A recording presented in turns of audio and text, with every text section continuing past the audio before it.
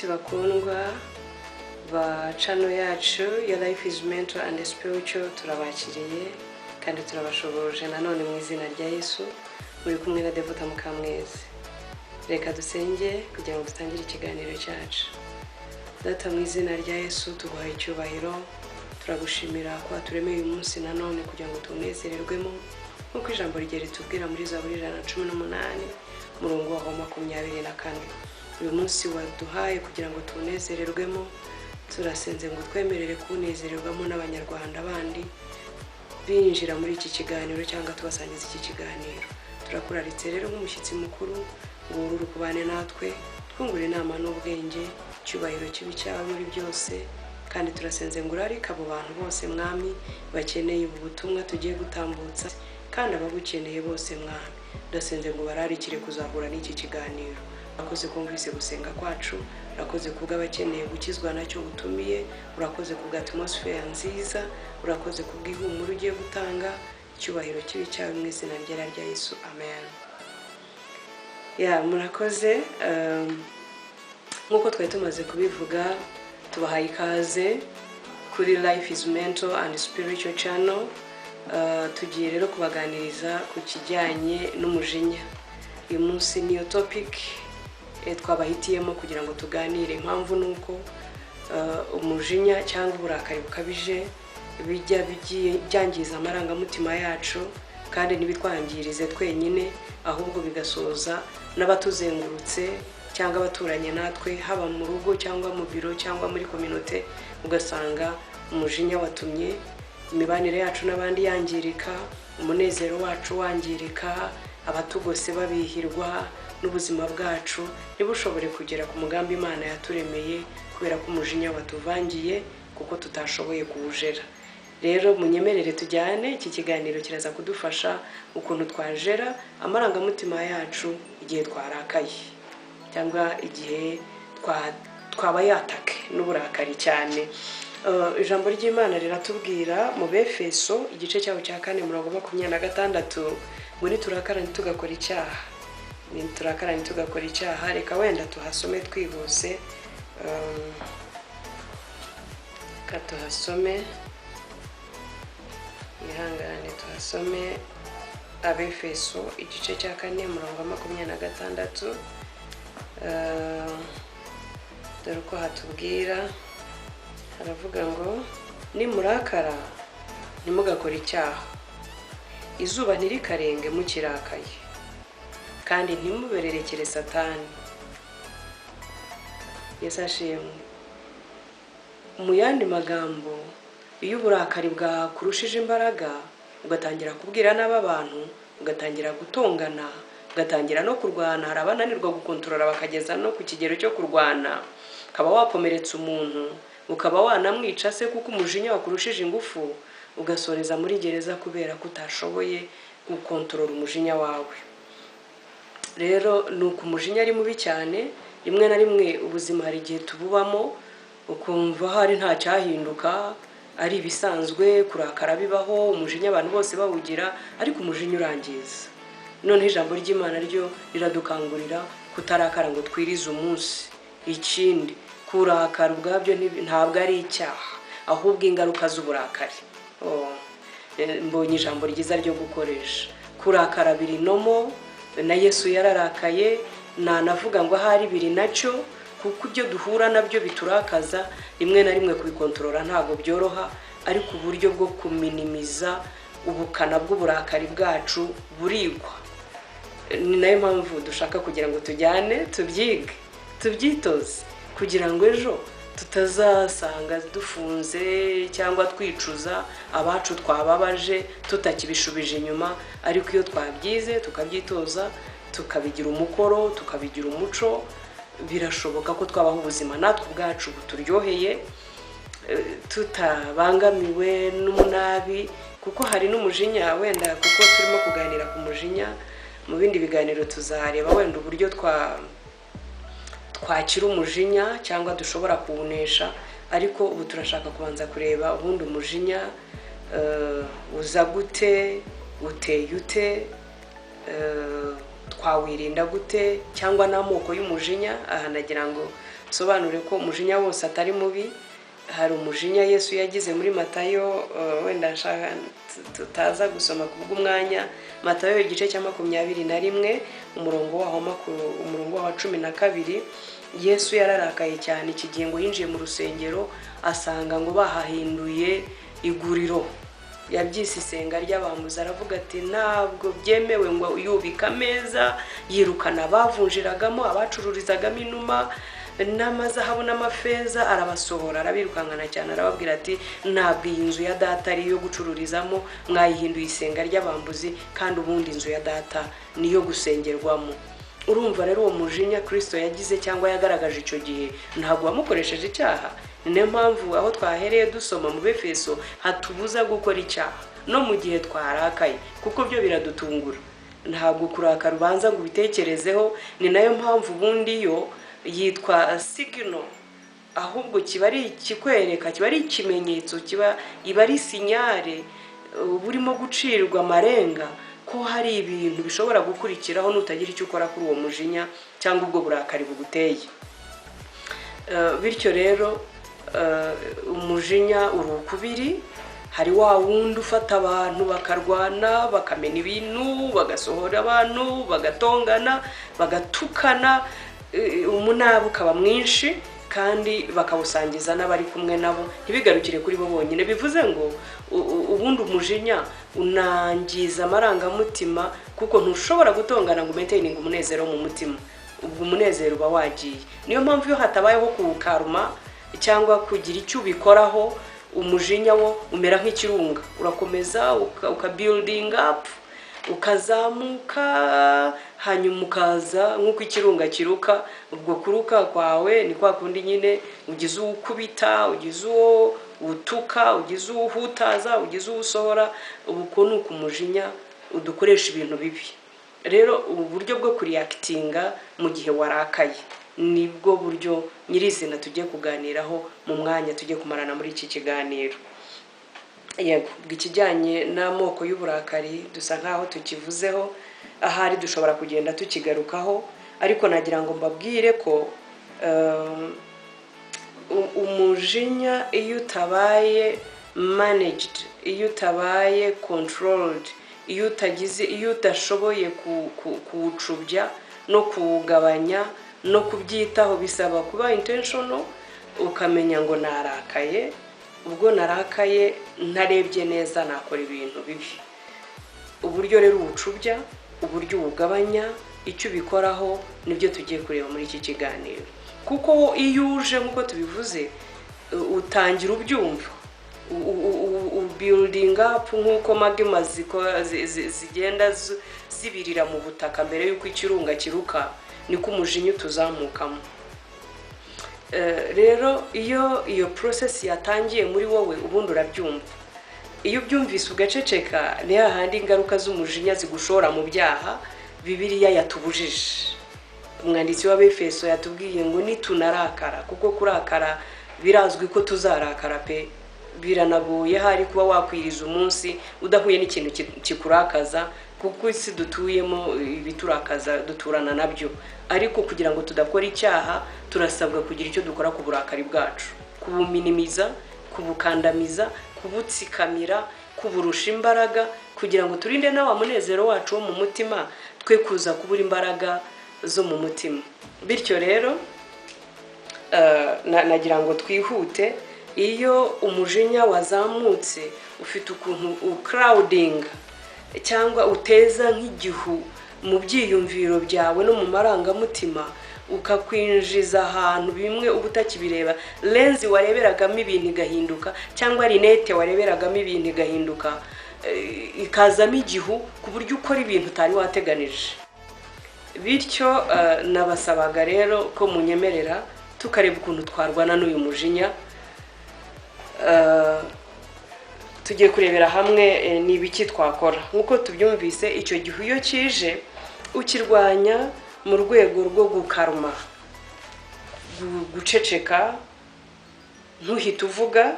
Ibyo nabyo ijambo ry'Imana rabidukangurira muri Yakobo igice cya 1 umurongo wa 19 n'uwa 20. Haratubwira ngo twihutire kumva ariko dutinde kuvuga impamvu. Birashoboka ko ibyo wumvise ari byo bitangira gutuma cya kirunga cyo muri wowe gishaka kuzamuka. Iyo uhise uvuga nawe uragifasirita, uracyorohereza gutuma umushari n'uburakari n'indurwe bikuzamukamo, bigatuma urwana, utongana, utukana, cyangwa hari nabo utaza rimwe na rimwe arabagira n'umujinya usoza wishe n'abantu. Ibyo rero birakwiriye ko twiga kubijera, kwiga burya ibintu byose birigwa.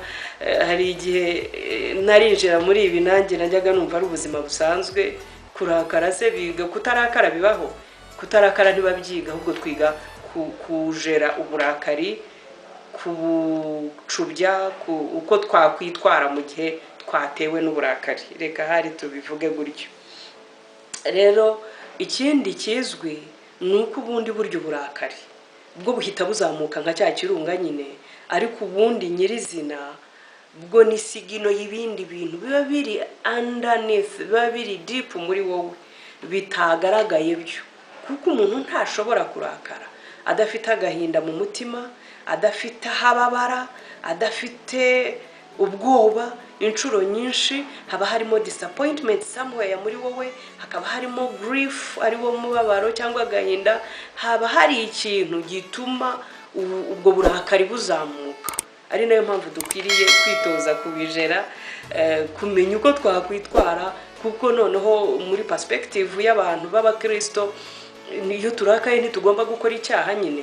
Uburyo bwonyine utakora icyaha rero ni uko wamenye izi skills cyangwa ubu buryo bukenerwa kugira ngo ucubye amarangamutima yawe, hanyuma utangire kwitoza kureba bya bindi ubundi byazamuye uwo mujinya, byazamuye ubwo burakari bw'indengakamere ni ibiki. Hari disappointment, umuntu yakwijeje akazi none karabuze kandi ubukene urabona bwiyongera. Umuntu yakwijeje kugufasha gutangire business none araguhemukiye.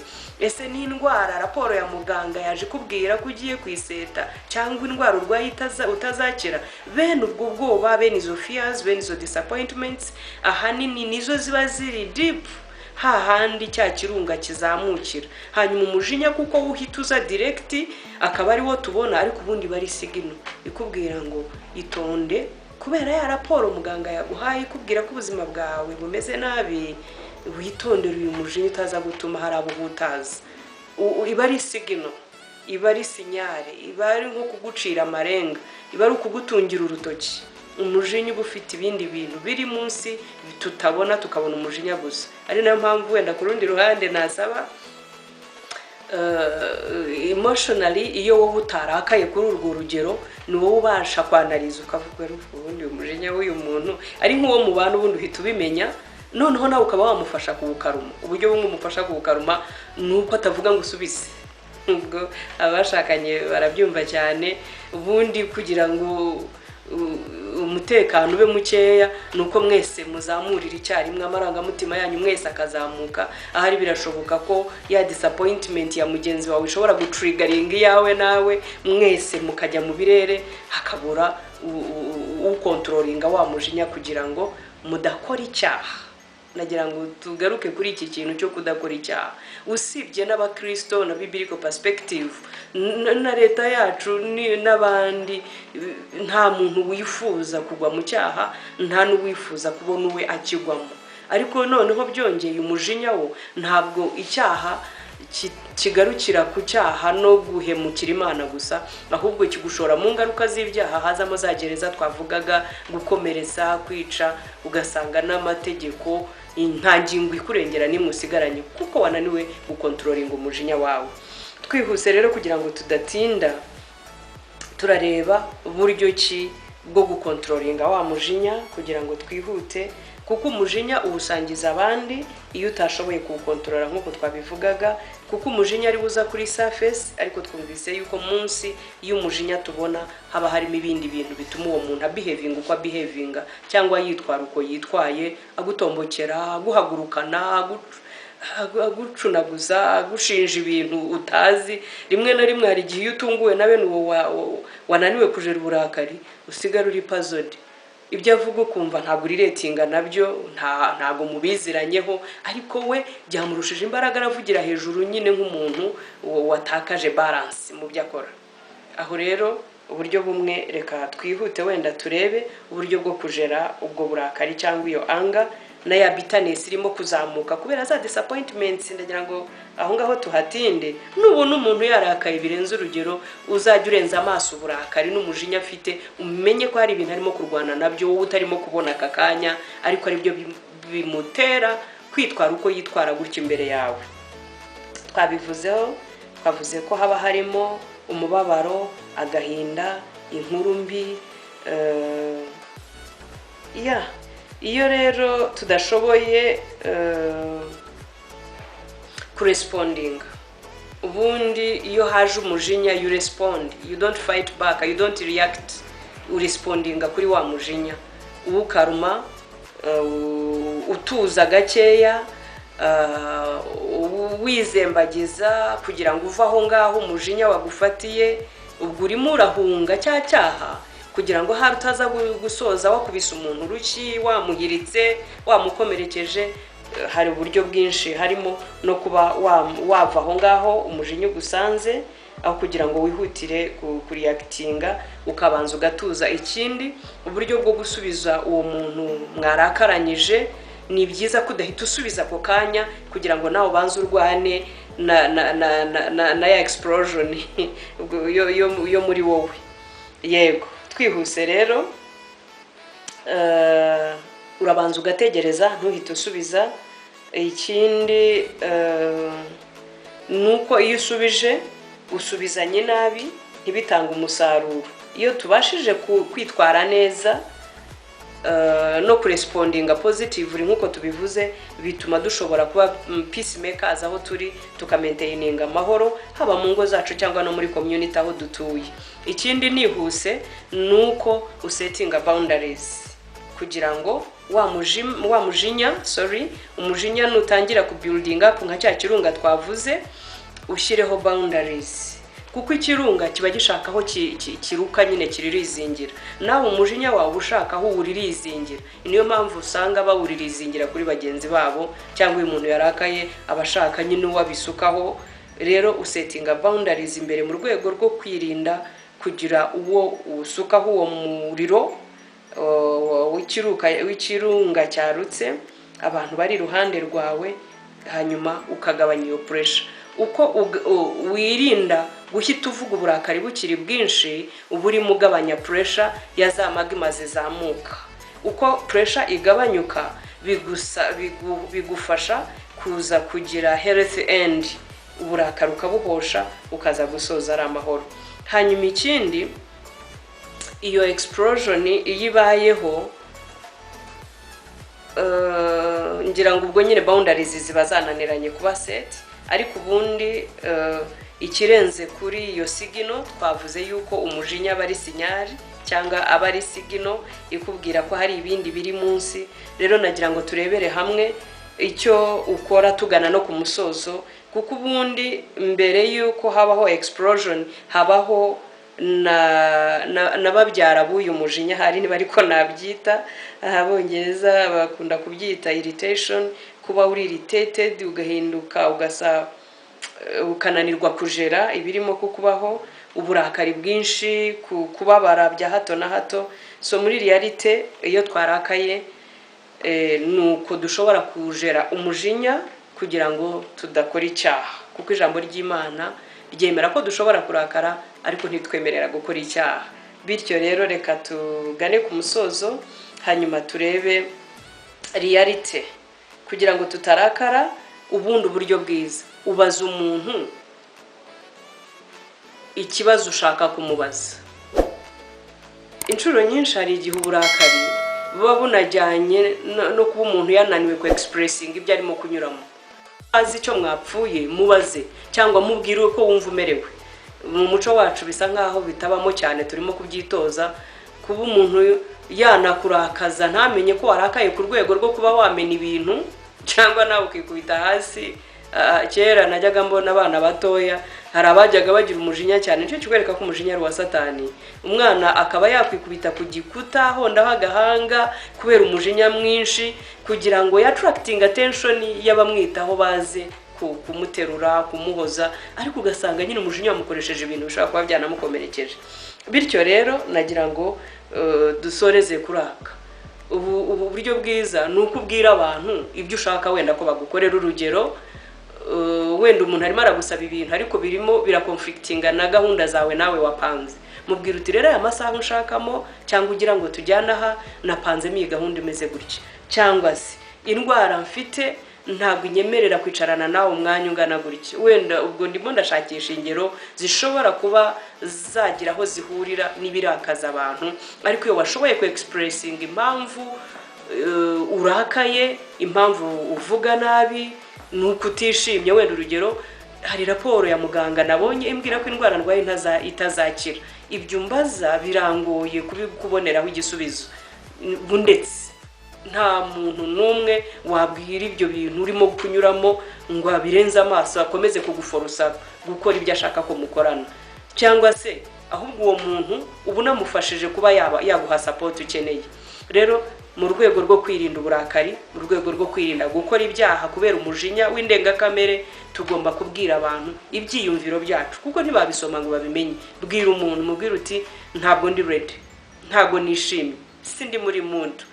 Wenda bishobora kuba ari n'amabanga, reka mbivuge, kuko ntago ibintu byose tubibwira abantu bose. Hari ibyo wumva wabwira umuntu runaka, n'ibyo wumva wabwira uwundi, cyangwa wakwibikira. Ariko umuntu umubwira uti ntago meze neza, ntago nishimye, hari ibibazo nagize, hari raporo nakiriye zitari nziza, ku kazi banyandikiye ko mpagaritswe ku kazi, ibyo bintu usaba nta mbaraga zabyo ndabona, bundetse nyemerera, nyihorera, ndeka, ndashaka umwanya wa njyenyine. Hari abantu bari bold enough kubwira ndashaka kuba njyenyine, bumpaye uwo mwanya, turaza kuvugana nyuma, ndashaka guprocessing umubabaro mfite, disappointment mfite.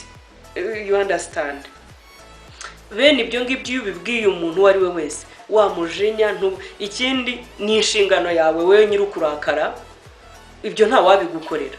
Nubwo ari wowe warakaye cyane, ibyakurakaje bituma umena ibintu, ukamena abantu amatwi, ukabasakuriza, ukabatombokana, ariko ibikurakaje ntabwo twabimenya utabivuze, kuko twumvise ko umujinya ari sigino y'ibindi tutabona. We bivuge, ubibwira bakumva, babwira uti ngewe umujinya, bundetse mbanze ni sorting, bundetse mbanze nitekerezeho, hari ibyo ndimo guprocessinga muri ngi, hari umubabaro mfite, hari inkuru nakiriye mbi, barambikiye mu kanya, bundetse ndumva mpungabanye. Ibyo hubwo bituma wa muntu yanagushakira support, yakuba hafi nawe, yagushyigikira, yatuma unaruhuka, yanagufasha guprocessinga wa mujinya, aho kugira ngo uzamuke uze kuruka nka cya kirunga, ahubwo ukajya hasi, akaba akubereye support, akaba hafi yawe, agakuzanira ibyo ukeneye. Waba uri murira akakwegera, waba urimo gusakuza akareba ukuntu agufasha, kuko noneho ibyatuma urakara yabimenye, arashaka kugira ngo agufashe ubivemo. Iyo tutabivuze rero abantu ntibabimenye, babona wa mujinya uzamukubira nk'ikirunga, ukaruka ku bantu, umushari, indurwe, ibitutsi, umwaga, kumenagura ibintu, gukubita abantu, gukomeretsa, kubera yuko utakommunicating. Soza iki kiganiro kiraryoshye, nateguye ibintu byinshi, ariko ndagira ngo dusoze tuvuga ngo twitoze kubwira abantu ibyo turimo gucamo, kubera yuko iyo tutabivuze ntago abantu babimenya, kandi abantu ntago bareba ibiri mu mitima yacu, ntibashobora gusoma amarangamutima yacu. Ariko iyo tubivuze bituma abantu bitworohera gukaruma wa mujinya, ntubire nka cya kirunga. Ikindi bakanadufasha kuba twabivamo vuba. Wow. Byongeye nsoza nagira ngo mvuge ku bantu batsikamira umujinya. Nari navuze ku mujinya utari negative, wa undi Yesu yagize muri Matayo aho twasomye, ariko hari undi mujinya mubi cyane, ari nawo uzamuka nk'ikirunga, wa mujinya abantu batsikamira, abongereza bawita suppressed anger. Iyo wasuppressinze umujinya cyangwa umubabaro cyangwa umunabi, bituma ikirunga cyihembera, kikazamukana pressure nyinshi ku buryo kugikumira byo bigorana. Soza rero nshuti zacu, nagira ngo mbasabe twige ibi bintu birigwa kandi birashoboka, kandi n'ubuzima mu by'ukuri dushoboye kujera umujinya. Hari ibyaha byinshi tutakora, hari amakosa menshi tutakora, hari inshuti nyinshi tutatakaza. Aha sinahagiye kandi ni ahantu y'ingenzi. Bimwe mu bituma dutakaza inshuti z'umumaro nuko tudazibanira neza, kandi umuntu w'umunyamwaga w'umunyamujinya uratomboka nawe kumubira uruhande aragusharirira. Muzabyumva no mu nkiko, abantu bimwe mu birego biba birimo bishwanisha abantu n'inkeke. Umuntu w'umujinya rero utajya gukontorora, umuntu w'umunyamwaga ahoza mugenzi we ku nkeke. Baba arabo mubana mu rugo, haba arabo mukorana mu biro, ugahora ubabihiye, ubabihiriza environment kubana nawe no kukwegera, abantu bakaba barakwishisha kuko urabasharirira. Rero nshuti zacu, umujinya ni mubi gutyo. Ushobora kuba wajya guhumva ntubisesengure kuri iyi level, ariko ibi biganiro byacu uyu munsi twumvise twaganira kuri iki kintu kugira ngo dufatanye ukuntu twabaho neza. Umujinya iyo uzamutse, umunezero uba cut off, urakatika. Bivuze ubayeho muri uwo mujinya nta munezero wazigera ugira. Wahora ukambije agahanga, akaba ari wowe uruzinze umunya, akaba ari wowe ubihiwe, akaba utuma abantu baguhunga, akaba ari wowe ubura n'umunezero. Kuko umujinya n'umunezero ntibijya biturana, ntibibangikana, ntago ari abaturanyi beza. Ahubwo ubwo buturanye n'induru, n'intonganya, n'intambara, kubera ko wakinguye umuryango cyangwa se wananiwe kujera, wananiwe gukontrolinga ibikubaho. Amaraporo aza ntituzayimira, inkuru twumva ntituzazihagarika, ariko umujinya dushobora kuwukontorora iyo twamenye izi skills n'izi tips n'izindi ahari tuzagenda tuganira mu biganiro byacu by'ubutaha. Murakoze, reka dusenge dusoza. Data mu izina rya Yesu, turagushimye nanone kutwemereye kugira contribution twongera natwe kuri community no kuri society dutuyemo, uburyo twashobora kukontrolinga umujinya na temper, kugira ngo ntituzajye duhora muri explosion z'umujinya, ahubwo dushobore kumaintaining umunezero wacu nkuko Kristo yawuturemeye. Ijambo ry'Imana niko ritubwira ko umunezero w'iteka arizo ntege zacu. Umujinya rero ukamura za ntege zo mu mutima, wiba umunezero, wiba amahoro, ugatuma abantu babaho babangamiwe ndetse babangamiranye. Turagushima rero ko abanye natwe muri iki kiganiro. Turakwinginze kugira ngo abo bose bakeneye iki kiganiro, Mwuka Wera w'Imana ubahuze nacyo, ntihagire n'umwe ugihusha. Ukeneye gukizwa nacyo ahure nacyo, reka bakonecting nacyo kandi kibabohore, byose kubw'icyubahiro cy'izina ryawe no kubw'ineza y'abantu bawe. Ari abari mu Rwanda no hanze yarwo, abumva ikinyarwanda aho bari hose, Mwami ndabasengeye kugira ngo wari warushijwe imbaraga n'umujinya akimara kumva iki kiganiro, imbaraga zawe zururukire kumubohora no kumukiza rwose kubw'icyubahiro cy'izina ryawe. Mu izina ryera rya Yesu dusenze twizeye, amen. Murakoze.